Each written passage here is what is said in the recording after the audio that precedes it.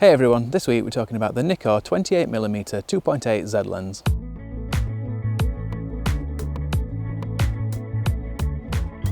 So soon I'm going to be going to California and there's going to be some upcoming videos about that, so stay tuned for videos in the near future. One of the places I'm going to be going is San Francisco, and I want to do a little bit of street photography there, and so I wanted a lens that was going to be small, not going to make me stand out too much, going to be quite light, but still be able to capture everything I want in the city and maybe get some street photography as well.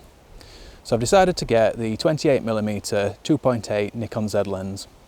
So this lens was originally released in a special edition version for the ZFC camera to match the cosmetics of that camera, the vintage look, and to look like an 80s manual focus lens. But essentially it's the exact same lens I've got today. And on the ZFC camera, that's crop sensor, so it's about 40mm field of view on that camera. But I'm using it with my Nikon Z7, where it's full frame and it will be the 28mm. So let's head on and see what images we can get with it.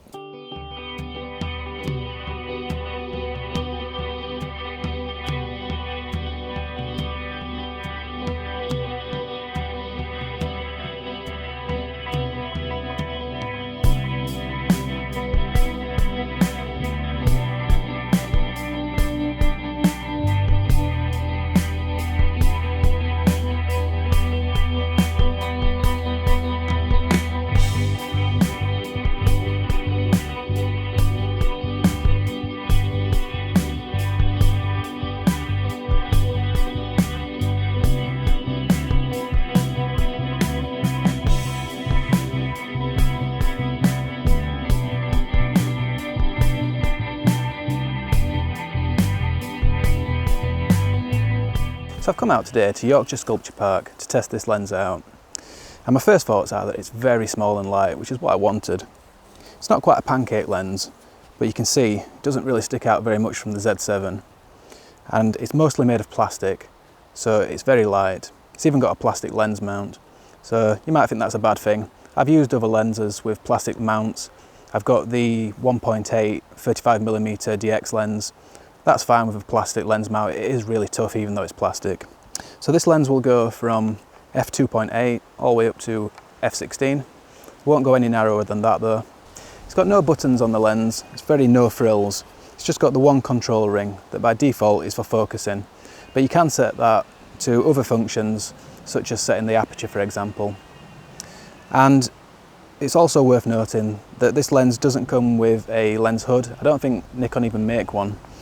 But the lens is fairly recessed and quite small, so I'm not too worried about getting that scratched as long as I'm careful with it.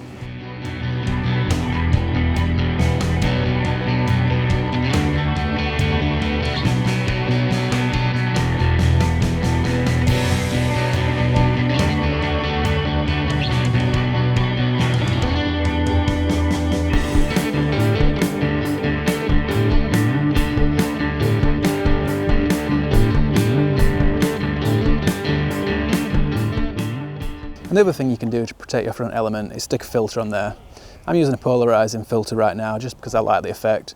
But if you don't want a polarizer on there, you could also use a clear filter or a UV filter, and that'll protect it as well. I'm not going to go into minute detail about the sharpness of this lens. There are lots of other videos out there that do that. All I'm going to say is it's very, very sharp, even wide open at 2.8 in the center, but wide open it can be a bit soft at the edges. So just stop down to about f4 and you're going to get really nice sharpness across the whole lens.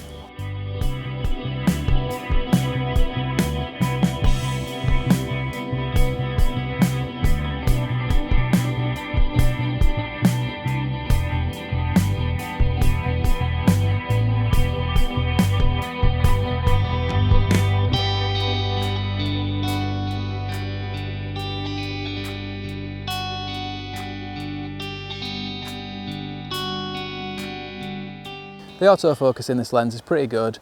It's very fast, pretty snappy, it gets onto the subject and gets in focus really quickly, as you'd expect from a lens that's really small and simple like this one is. And it's also really quiet, so that's going to be useful if you're doing videography work and you don't want the sound of the motor in your video footage.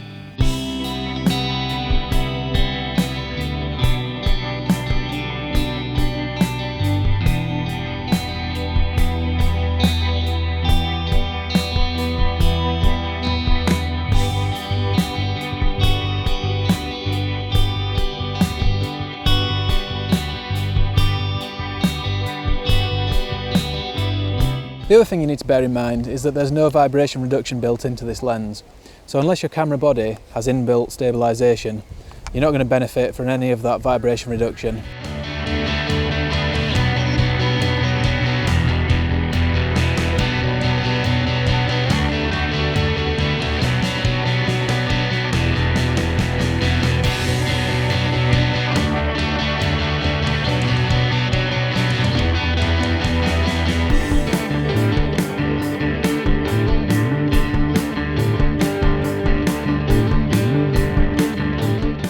So I've had a lot of fun using this lens today at Yorkshire Sculpture Park, and I think it's going to work out really well when I get to San Francisco. Even though I'm going to be using it for a different genre really there, I'm going to be using it for street photography, I think it's going to work really well for that. I could have gone for the 40mm f2 lens, but I did really want something that was a bit wider so I could get a little bit more personal with my shots. And also, if I'm in a city with big buildings, I think the slightly wider angle will be better to capture that. So that's about it for this video. Thanks a lot for watching, everyone. If you've liked it, just give me a thumbs up just down below. And big thanks to everyone who watches every week, I really appreciate it. But if you're new to the channel and you're not yet subscribed and you'd like to do so, you can click down there on the big red button, or over here on this picture of me, and that way you'll keep up to date with everything I'm doing each and every week. There's a new video every Sunday morning at 10 AM UK time. So I hope you'll catch me next week for the next one, but until then, thanks a lot everyone, and bye for now.